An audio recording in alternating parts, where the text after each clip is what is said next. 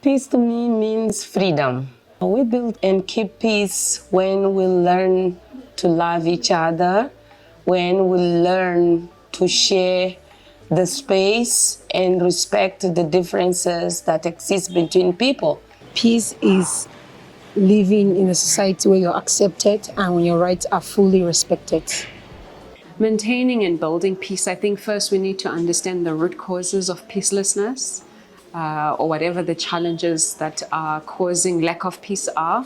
And as a way of understanding those, we can then work out what it is that we can do to maintain and build peace in different communities. C'est parce que les gens vivent de façon inhumaine, qui sont en colère. Il y a une colère refoulée.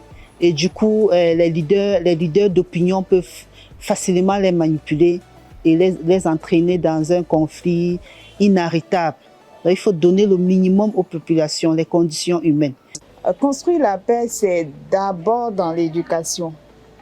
Il faut faire en sorte d'éduquer les hommes et les femmes à savoir gérer les conflits, à savoir gérer les frustrations, à savoir en parler, à savoir dialoguer pour ne pas accumuler des frustrations qui débouchent sur des situations de violence. True peace comes from communication with humanity and communication with Mother Earth. When we are friendly with the environment, we can build peace with one another. If we use gender equality, gender equity, and feminism theories together, we are likely to have lasting peace-building results. So feminism puts into account the different diversities of people.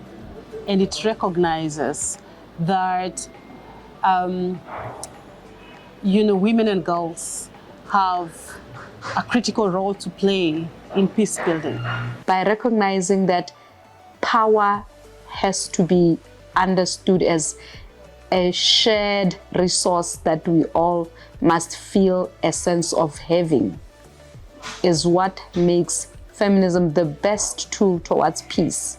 It is largely through feminism that we are able to see that it is women who are marginalized the most. It is women who suffer the consequences when there's war, where there's no food, when there's drought, when there's floods. For example, it's women who carry the burden the most.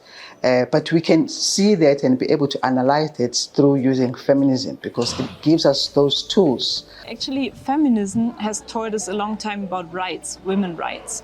And so if in the house, for example, women have rights, if they can enjoy freedom, if they are not exposed to violence in their homes and in their families, they can also build peace in their communities. And once communities can live in peace, we are less prone to conflict. Feminism is bringing a different lens. Feminism is telling us that we need to have an intersectional approach when we look at peace negotiations, when you look at peace situations or war. It would be remiss of us not to include feminist voices, because feminists actually provide different values in the way that peace negotiations can actually be much more successful and efficient. Peace processes in Cameroon have been run in ways that are great because at least there is that intention to do things peacefully. However, it has a lot of limitation because it is yet to consider the diversity that is on the ground. It is very important to acknowledge the fact that if we do not bring diverse voices within the peace process, especially women who have their own perspective, then we will need to be going round the circles. Pour avoir la paix ici au Cameroun et dans le monde entier, déjà, il faut qu'on ait une seule voix.